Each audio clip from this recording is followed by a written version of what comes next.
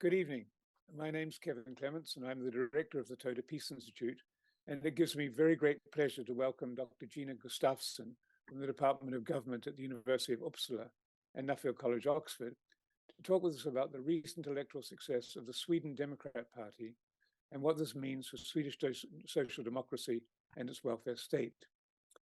The interview is part of a series on global challenges to democracy, which attempts to deepen our collective understanding of current trends and threats to democracy around the world, and perhaps more importantly, identify ways in which democratic values and institutions can become more resilient.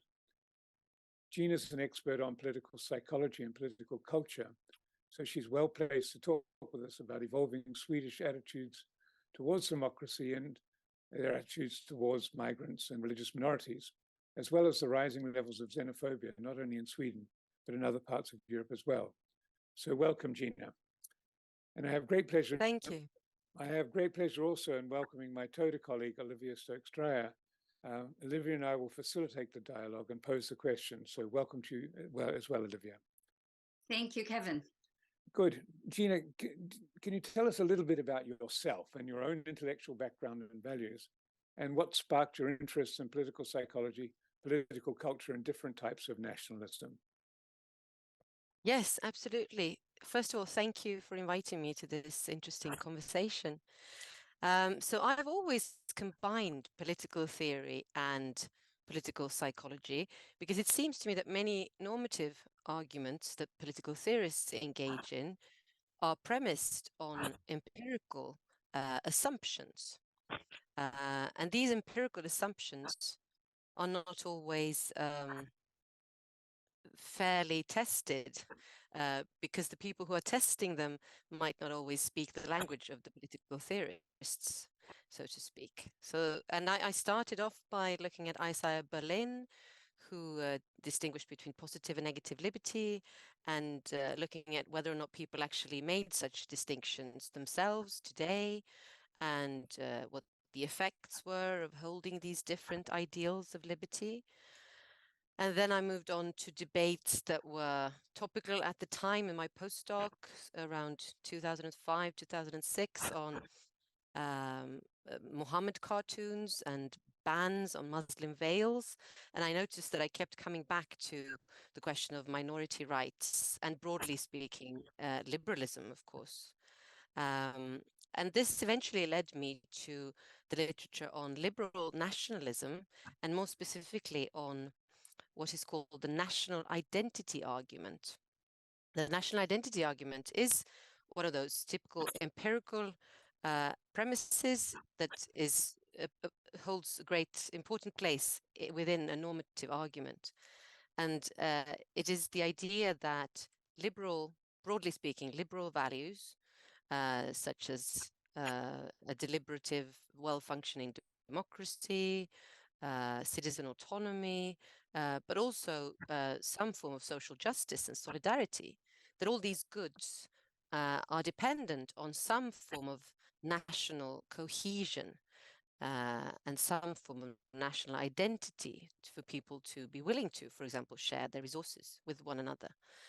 And so I started looking at whether or not this was actually the case, and found that it's important to distinguish between different forms of national identification. So I found that national attachment, the feeling just of being Swedish and being close to one's compatriots, for example, is generally a benign force and connected to trust and solidarity, but there are also quite malignant and problematic dimensions, of course, such of national identity, such as national chauvinism, which is the idea of national superiority, and uncritical patriotism, the idea that my country, right or wrong, I need to defend it, and no one should slander it abroad. Yeah. Good, thank you for that. Yeah, so Gina, as you know, we were particularly interested in getting your insights on the recent rise in power and strength of the Sweden Democrats. So for those of us who aren't so familiar with Swedish politics, can you tell us who are the Sweden Democrats? What are their origins? Where do they stand on the left-right spectrum? And how did they become the second largest party in the Swedish parliament with more than 20% of the vote?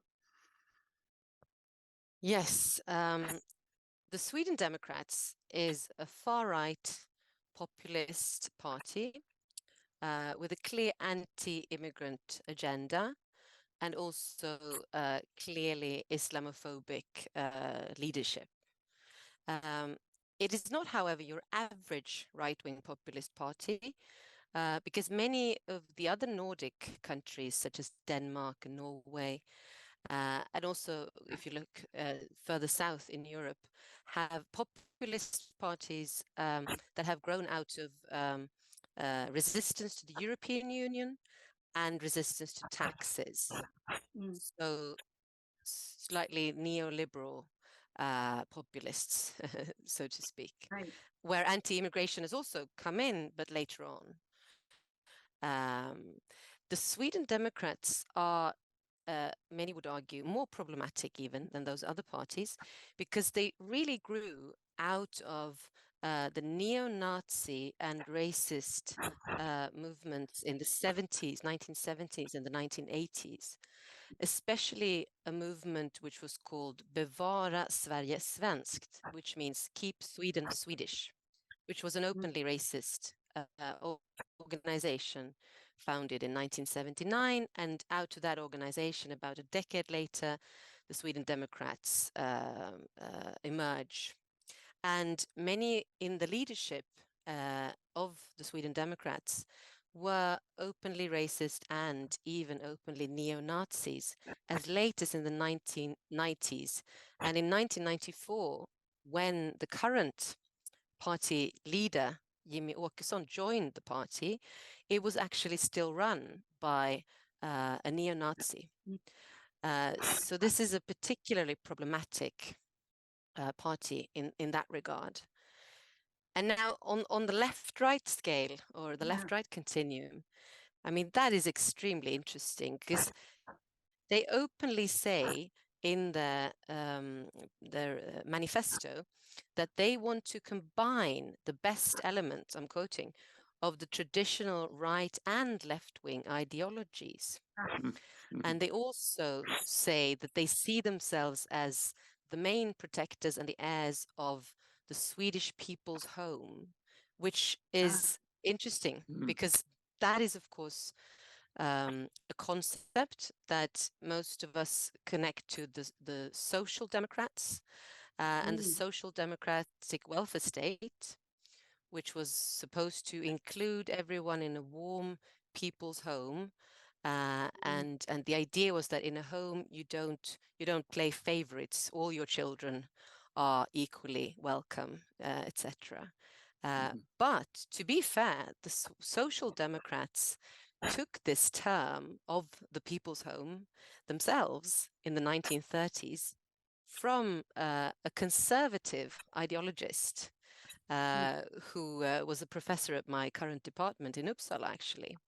And so there are conservative elements to the social democrats.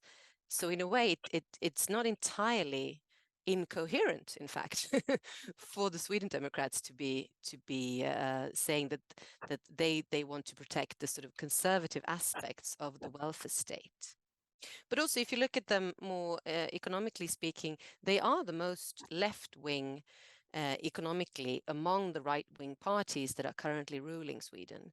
And they firmly resisted some of the cutbacks that many of on the more libertarian right in these parties wanted to engage in now. So they do place themselves on the left, slightly on the left, on the traditional economic left-right continuum, but clearly on the far right, on the more cultural left-right continuum.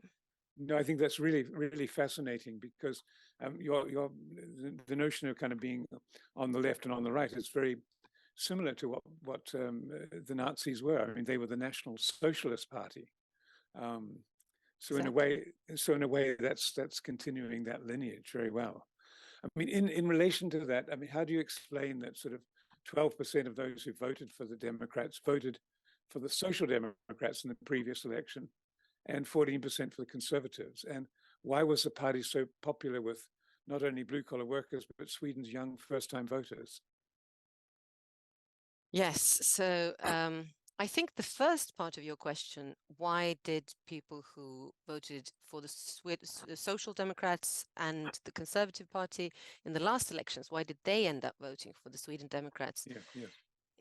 Is not as puzzling as the question of the younger voters. So if we start with the Social Democrats who now voted for the Sweden Democrats, this, I would say, goes back to the old concept from the 1950s that Lipset talks about, working class authoritarianism, essentially.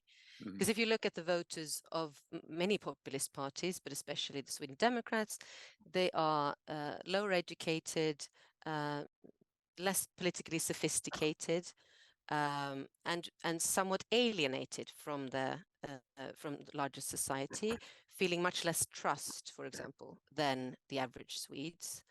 And I think many feel betrayed by the Social Democrats not living up to their own ideals. So there is that aspect.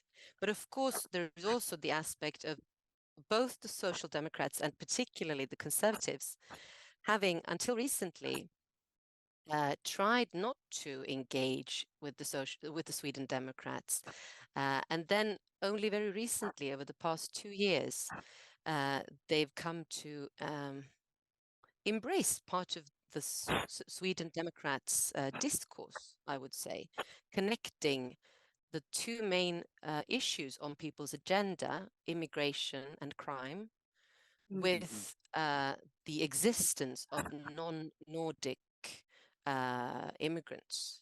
And I mean, to give you a bit of background, it is the case that the share of the foreign-born population in Sweden has grown drastically over the last 2 decades.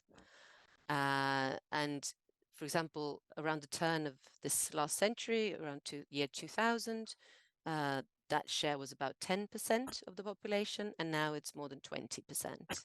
Oh. And we know, if you look at voters' attitudes, we know that already sometime in between around 2010, the Swedish voters in general were starting to become much more hesitant about immigration than the overall party system, including the right. And only the Sweden Democrats, unfortunately, were at that time sort of phrasing those ideas. And so now that the others have shifted, it's a bit too late in a way for them to own that question.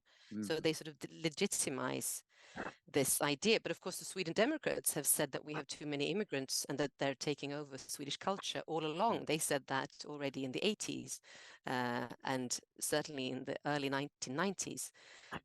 So for them, this is an existential question, not really connected to the more economic concerns and crime that is in fact a factor, because that's another aspect. The top concern on the voters' agenda this year was lethal shootings and crime, because Sweden has sailed up to #1 in Europe when it comes to fatal shootings. We've had about 300 already this year, 74 that have had people wounded and 48 that have been fatal. And this, you have to think of, is in a country of 10 million people, so it's a rather small population. About the same, I think, as New Zealand. So this is high up on people's agenda, and the Sweden Democrats have said all along that this is just immigrants being not non-Swedish, basically. And unfortunately, I think what happened during this run-up to the elections was that most of the other parties also discussed crime as a matter of migration. So there were all sorts of suggestions. For example, the Social Democratic Minister of Integration, he touted the idea of helping neighborhoods with crime rates by introducing ethnic quotas. to keep the number of non-Nordic inhabitants under a certain threshold. This has been tried in Denmark.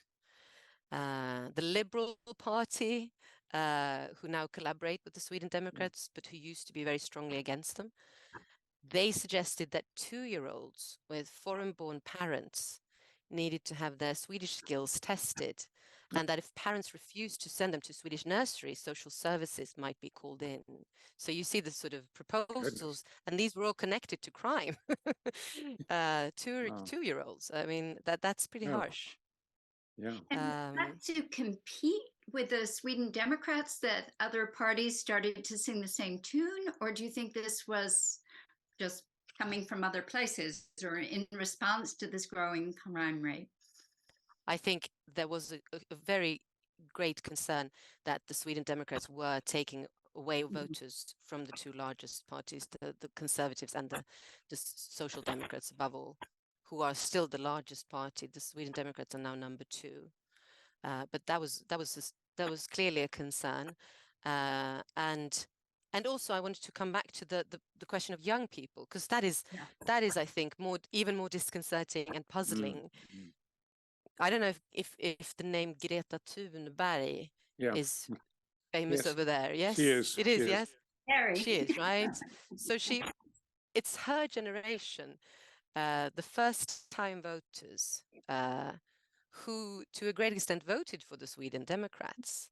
And the Sweden Democrats, mind you, they're not only xenophobic, they also have a non-existent climate policy platform. One of the top names is questioning, global warming. So from a climate point of view, this is also very much against Greta Thunberg's message. And I think this was a bit unexpected for quite a few analysts, even, that so many young people voted for them. And when it comes to explaining that, I think we still don't have very good scientific explanations yet, but just anecdotally, I think one aspect, we know that young people can sometimes vote slightly more out of the box or for more untraditional parties in their first elections. So it might be that they won't be going back to them. Maybe this won't. Maybe this is not won't be a recurring phenomenon. And secondly, they were very strong, the Sweden Democrats, on social media. They're good with memes. They're good with short TikTok videos that are shocking people. Often they're on the verge of the anti-Semitic or what might be shocking. For example, one of their main names, an social media influencer, basically, she wrote on Twitter a couple of weeks ago, reading Anne Frank's diary. She was making fun of her, basically, and that sort of thing, it gets attention, sadly. Yeah. And sadly, also, the Sweden Democrats have been connected to actually troll factories. So they seem to be engaging in steering social media content to some extent and spreading disinformation and misinformation. So that's another really disconcerting angle. Many of us have this image, perhaps over-idealized, of Swedish population as being inclusive, egalitarian, cosmopolitan, tolerant, sort of this exemplary social democracy. And is there something wrong about that perception?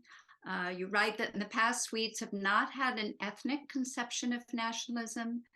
So in this regard, are the Sweden Democrats something of an exception to what those of us on the outside have regarded as Swedish progressive values, or do they represent some more deeply held xenophobic beliefs that have perhaps been there all along and in many ways are resistant to the values of an inclusive social democracy?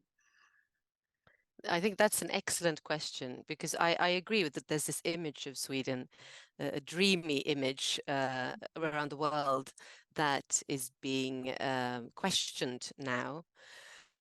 And first of all, I would say that it's important to distinguish between the party itself and its platform and its leadership and the manifesto, which is clearly ethnically nationalist and conservative. They're openly social conservatives. Although Sweden being a quite gender equal society, they're not very conservative when it comes to sexuality and gender equality. But there have been instances when they, for example, want to remove the rainbow flag, the pride flag in certain municipalities, etc. So there is that element in the actual party platform. But to understand why so many, after all, a fifth of the voters voted for them, I think we need to think a bit more broadly.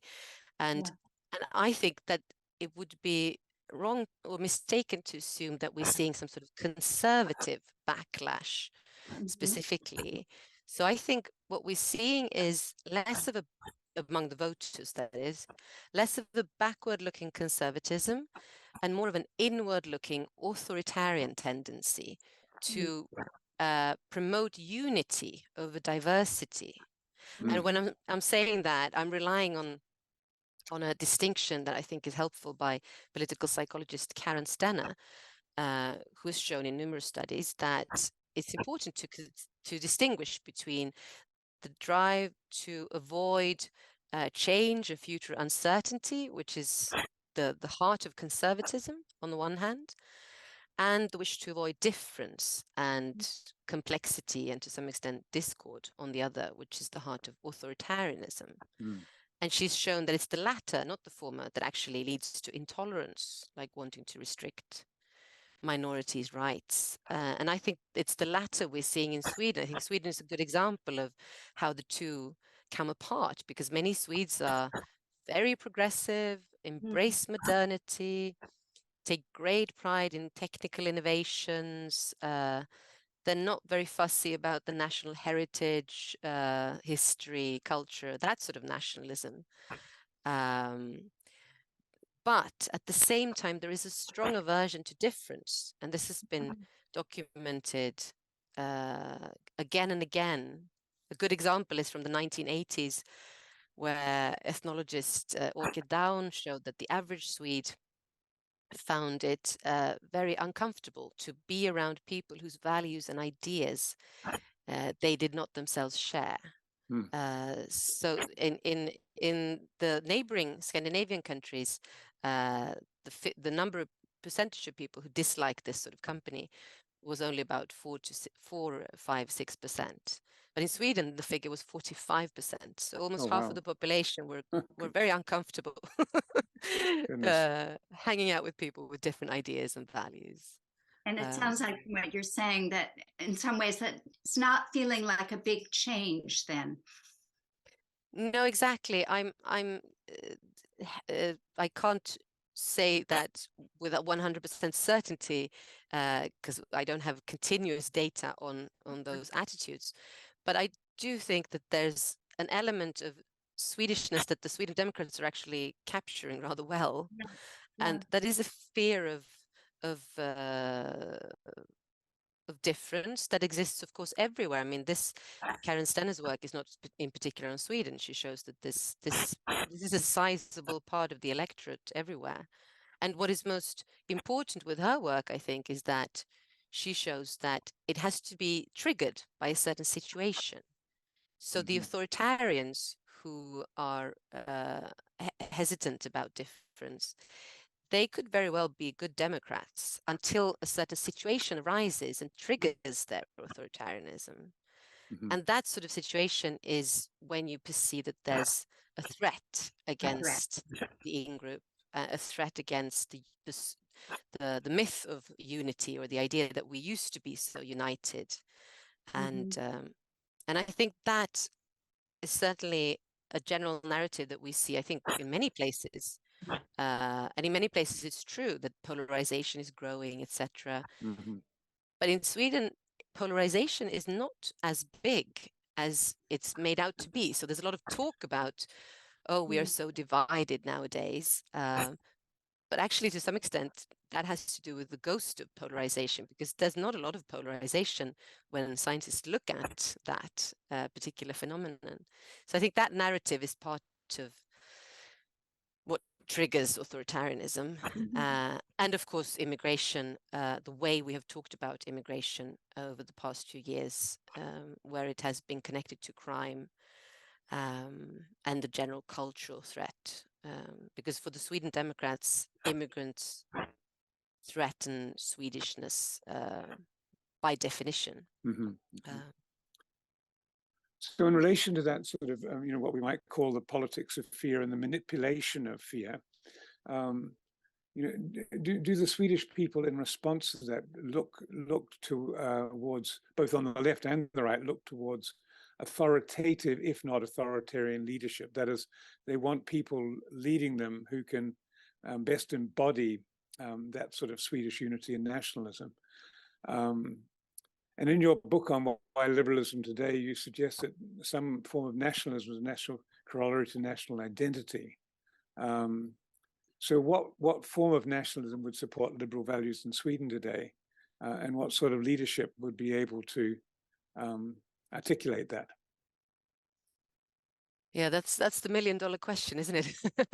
The problem is not really a very conservative or ethnic form of nationalism, although that is what the Sweden Democrats stand for. But if you look at the electorate, generally speaking, very few people in Sweden, fewer in Sweden than elsewhere in Europe, think that the Swedish culture or language or history is superior to others.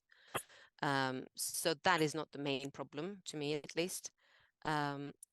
If we instead look at different dimensions of national identity, Sweden stands out on some other dimensions. So one of them is whether or not it's a good thing that your compatriots criticize your own country.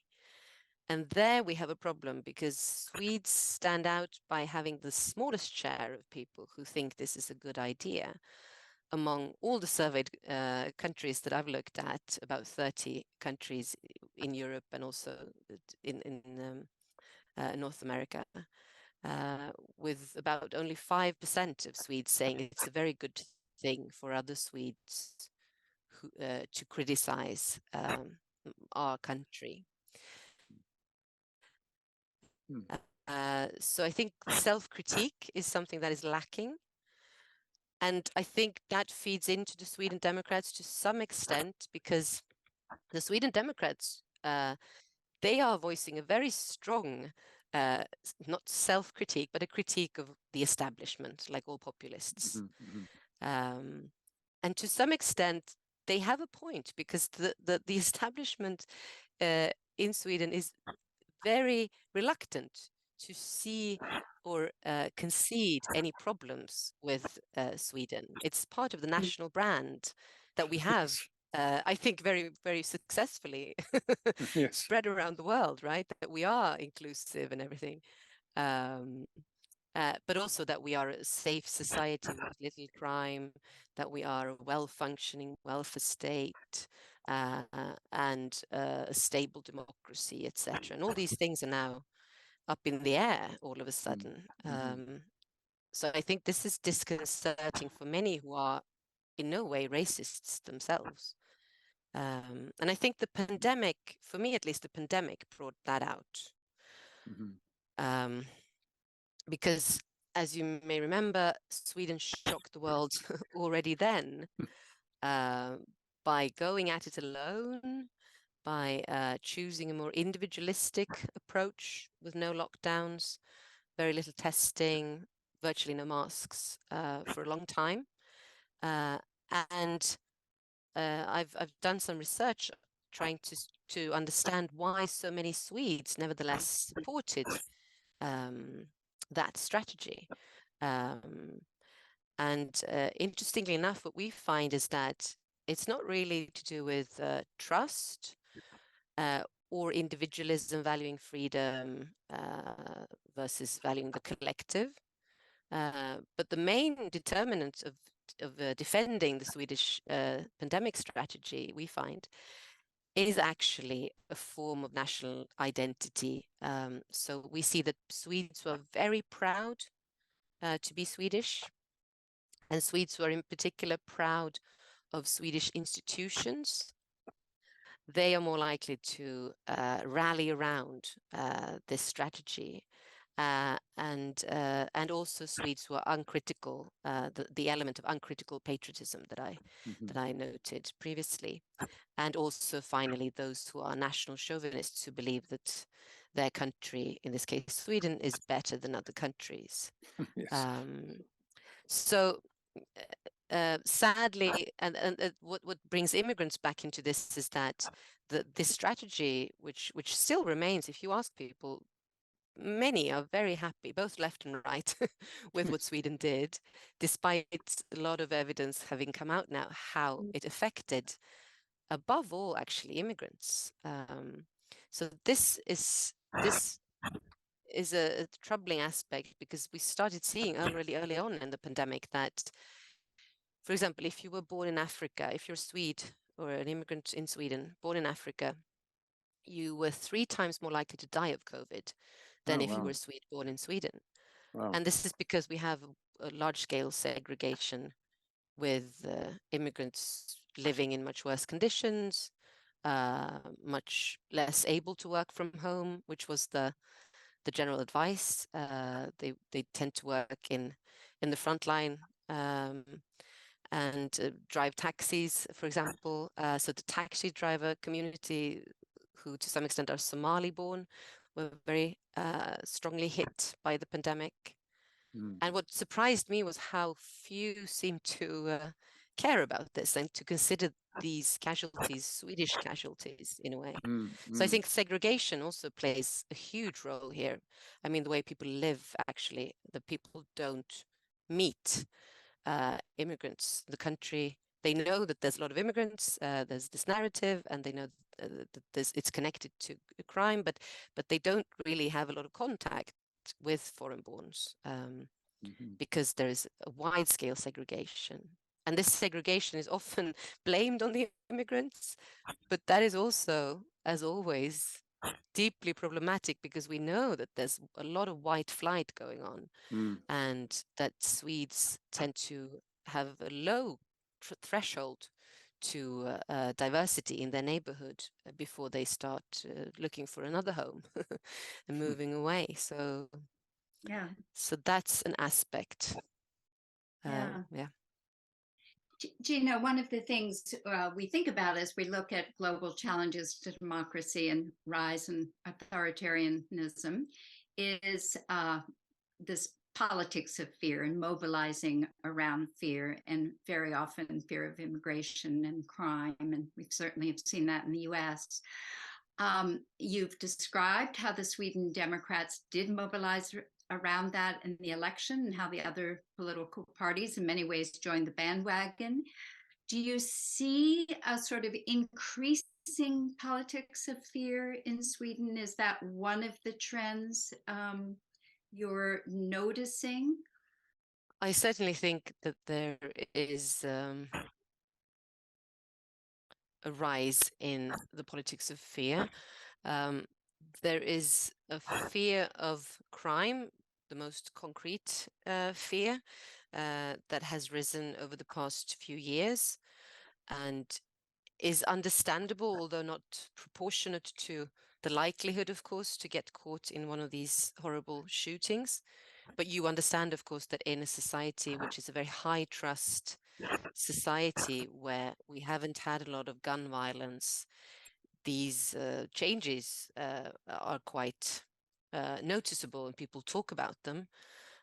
So that's the most obvious fear. But of course, there is also a more cultural fear, and that is the fear that the Sweden Democrats are often playing into, a fear of immigrants having, being a threat to Swedish so-called values. I think the narrative of immigrants being less trusting is especially interesting. I'm interested in looking into this further, because it also came out during the pandemic, the idea that immigrants, what will get us all through this is to trust each other, and mainly to trust the authorities.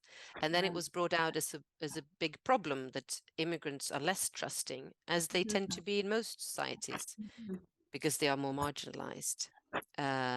And when the vaccinations were rolled out, this also had the implication that immigrants were more hesitant to get vaccinated for understandable trust-related reasons. And this was also framed as a huge betrayal or a very problematic aspect of immigrants.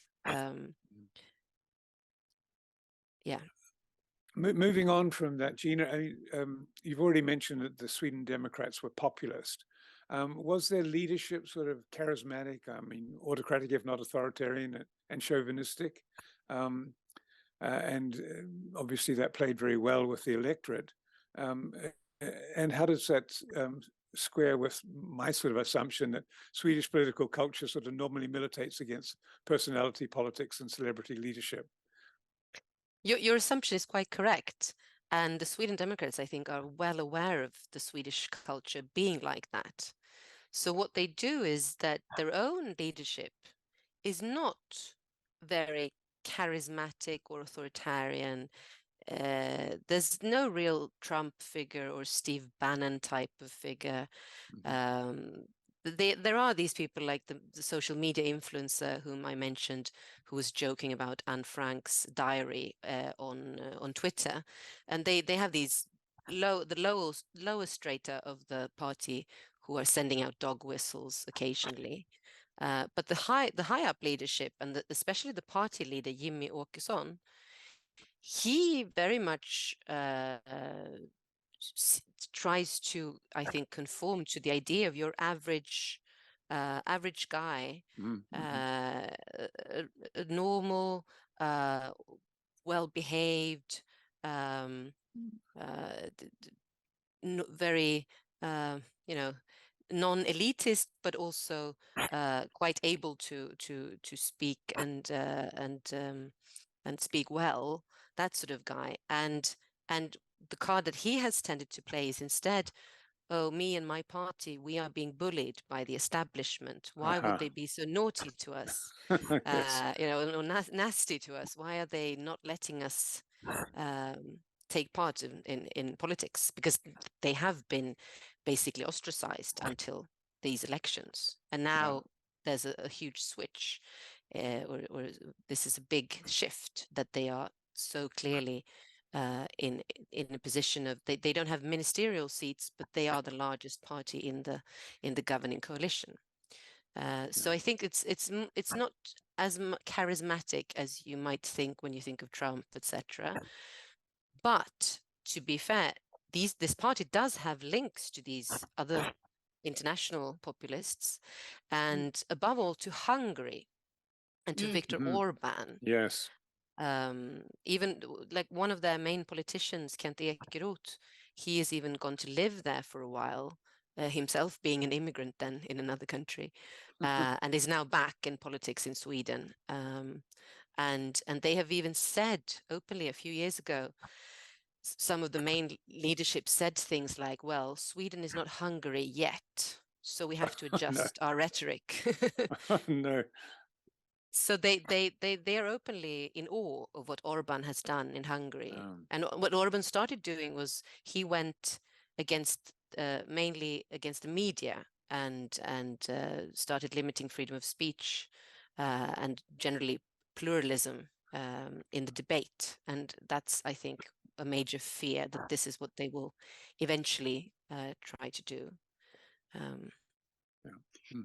And are those concerns post-election now being openly expressed, that they will continue to rise in strength and be sort of part of the mainstream politics of Sweden? Or what has that been like since the election?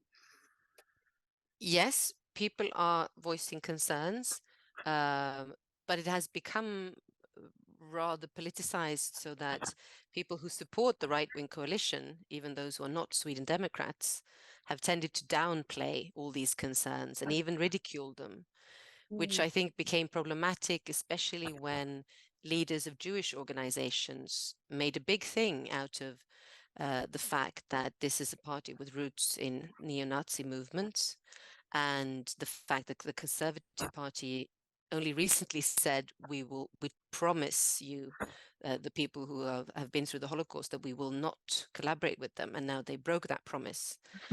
And there has been sort of this, I think, sort of harsh, almost ridiculing tone from people, at least in social media on the right, whenever these concerns are voiced now, especially from Jews or immigrants, you know, which is like, oh, what do you think? So we won't have elections again in 4 years? Come on, be realistic. And of course, no one is saying Sweden won't have elections in 4 years or 8 years or 12 years. That is not the threat.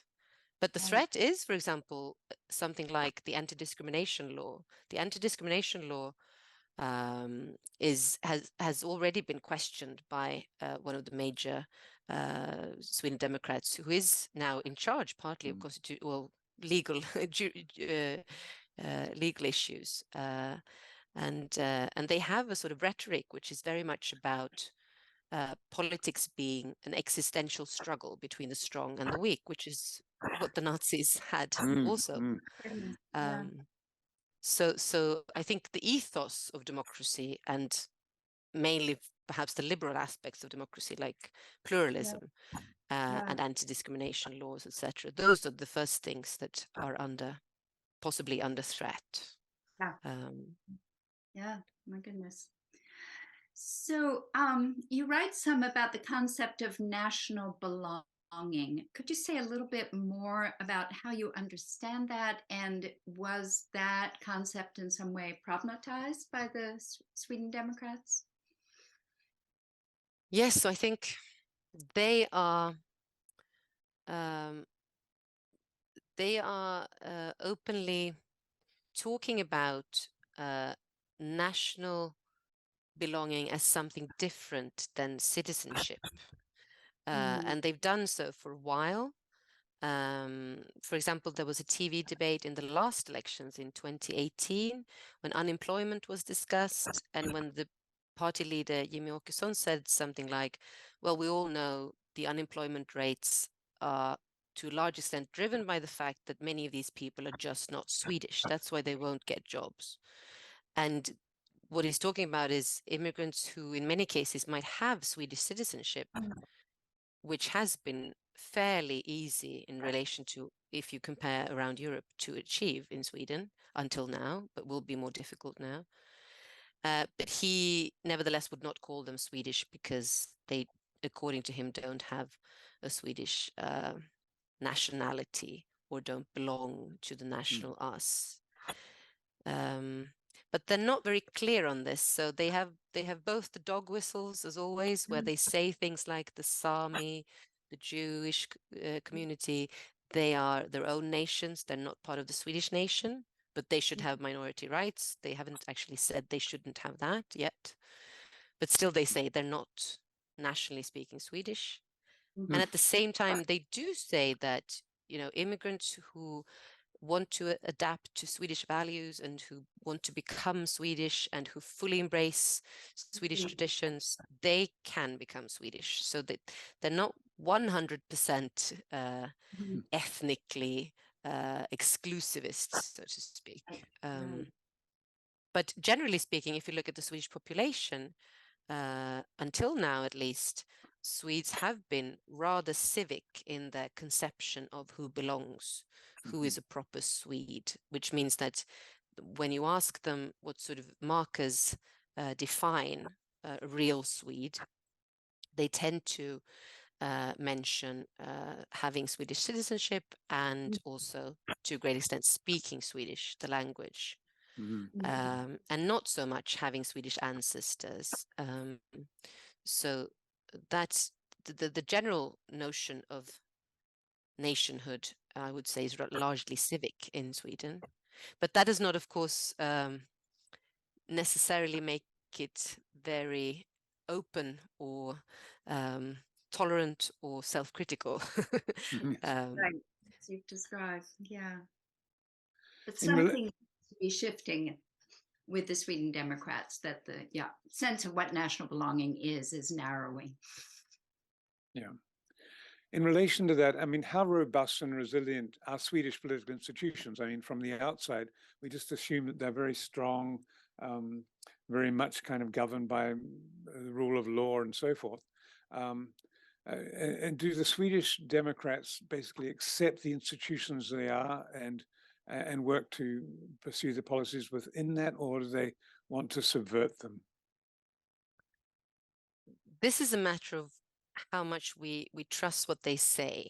So remember, I said they openly said something like Sweden is not Hungary yet, and so we need to adjust our rhetoric.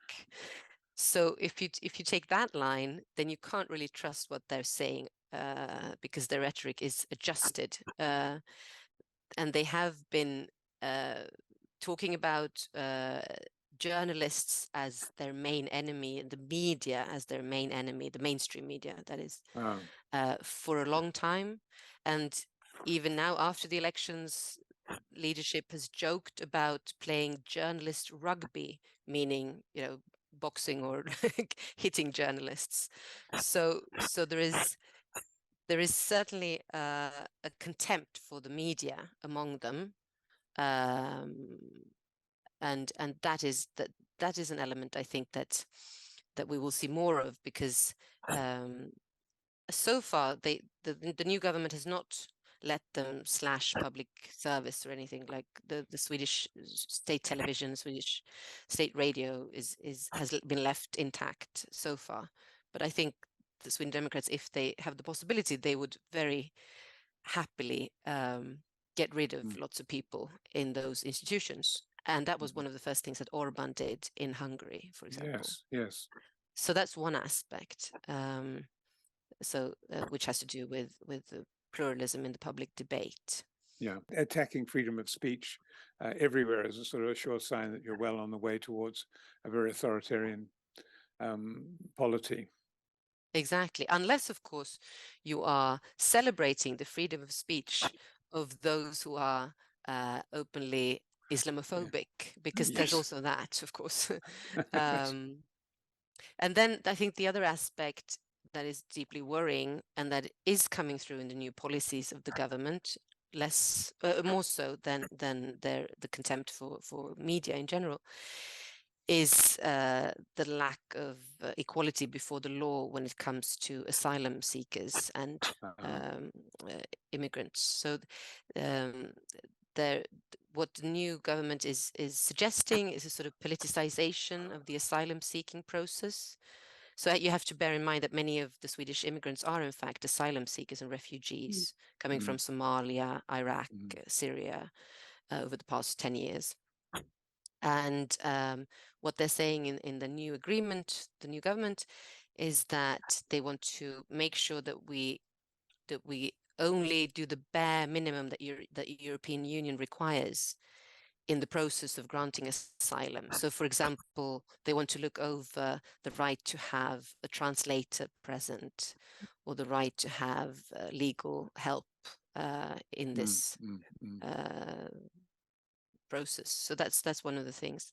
And then thirdly, there is the aspect of citizens with double citizenship, because now all of a sudden there's this new formulation in a document that the new government has produced, where they say that the moral stature of people with a foreign background could become grounds for extraditing them from Sweden.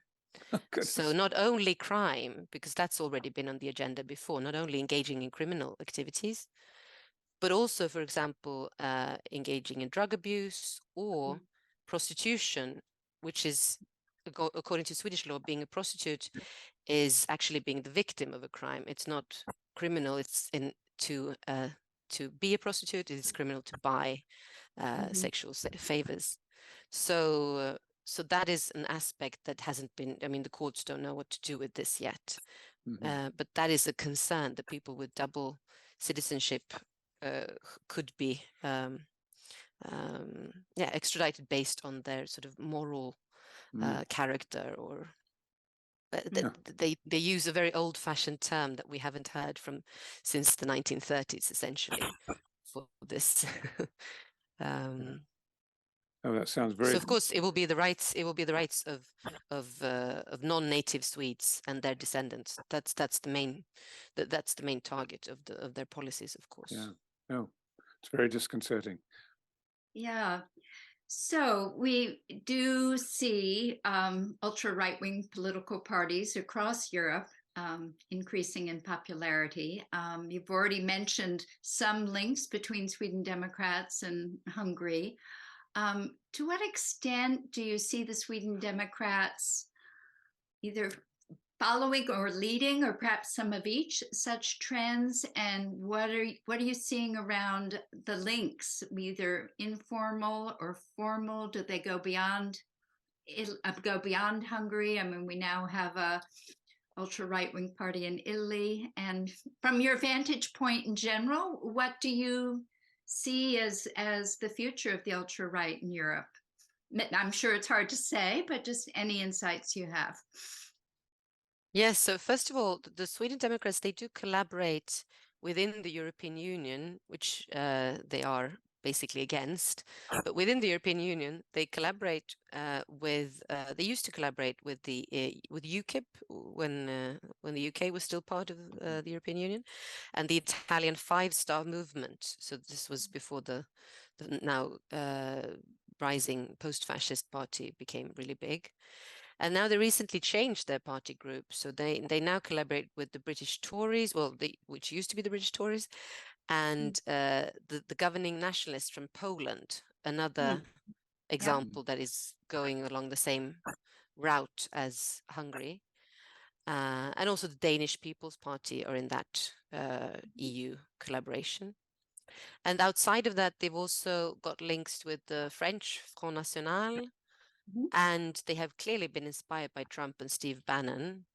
Last time I saw any of them in person was when I happened to be in Budapest in Hungary for a conference, and the conference was on migration, and we were all very taken aback when at the conference restaurant all of a sudden there were all these right-wing anti-immigrant politicians, because apparently Orban had invited them, including Steve Bannon, to a big rally in Hungary. And then I saw several top Sweden Democrats there as well. And I think what they have in common and what they're learning from each other, I'm sure, although I'm not an expert on this particular area, is how to use social media in an advantageous way. And I think the fact that the Sweden Democrats did turn out to be running one of these troll factories with people working to manipulate social media right before the elections, it was jarring that happened, but even more jarring that it got so little attention.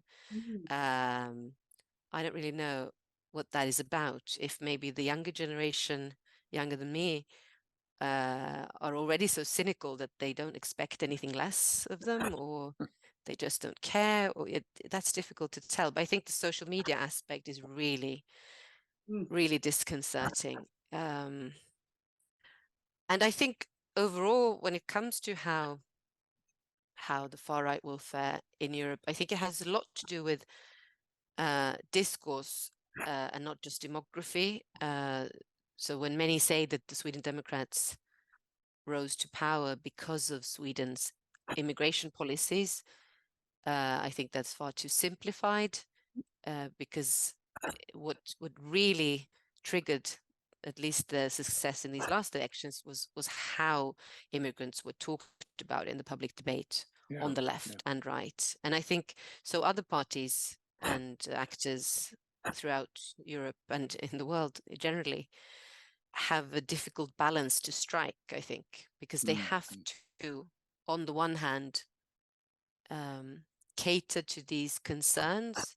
They cannot, as many Swedish politicians did up until a few years ago, brand anyone who's concerned about immigration a racist. That just won't fly anymore.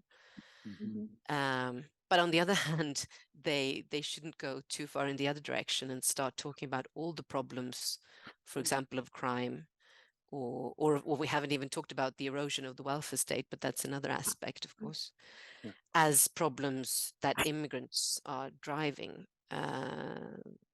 And I think that how people talked about the Ukrainian refugees this spring, early this spring, when the war started in Ukraine, was a good reminder of the fact that how we talk about immigrants matters. Many wanted to put the difference in how Ukrainian refugees were met and, say, Syrian refugees down to racism. And of course, racism played a part. Many Ukrainians look like me. You can't distinguish them from many Swedes. But I think that also what mattered was that all of a sudden, no one was bringing out the main differences, and there are many differences between, in our case, the average Swede and the average Ukrainian when it comes to religiosity, when it comes to views on gender, on homosexuality, on violence or war and versus pacifism. But no one's really talking about that this spring for understandable reasons. Everyone was united against a common enemy.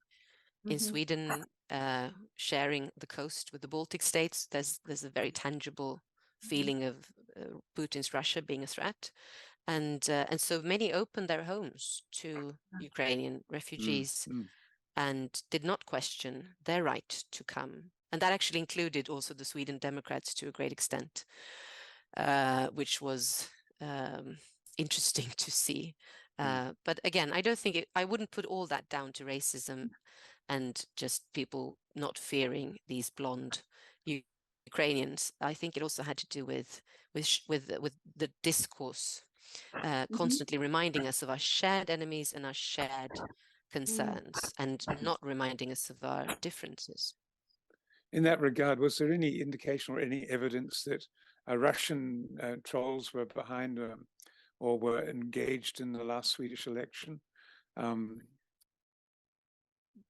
I must say that's not my expertise, but I've heard people saying that, and I know that the Ministry of Foreign Affairs certainly are constantly working with that. So that has certainly happened during, let's say, the last couple of years. And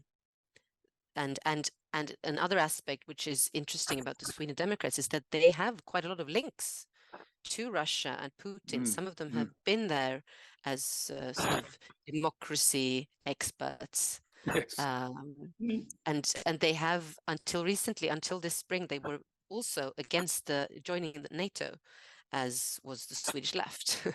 And now Sweden is joining the NATO, and the Sweden Democrats have flipped. But this is not necessarily a party that you want to have involved in foreign relations during a very sensitive time. And the government has understood that, so they haven't given them a lot of power in any way about over our foreign policies. But they have given them more power over our internal policies when it comes to immigration. And so it remains for me, Gina, to kind of just thank you on behalf of the Toda Peace Institute, both for a kind of a lively analysis of the Sweden Democrats and what that means for Swedish politics, but also for giving us some inkling as to the similarities between the right-wing movements in Sweden and in Australia, New Zealand, and the US and elsewhere. The patterns seem to me to be fairly similar in terms of hostility towards migrants, intolerance of civil liberties, and a generalized disrespect for the law. And but most of all, I think what you kind of underlined for me is this sense in which we should begin framing a lot of this opposition to democracy in terms of authoritarianism versus democracy, and that the authoritarian personality type, which Lipset and others talked about, and authoritarian leaders, Trump being probably a classic example, but Orban and others being exemplary as well. I mean, I think that poses the real threat to our ongoing lively democracies. So I just want to give you deepest thanks again for your acute observations and your wonderful analysis of all of these dynamics.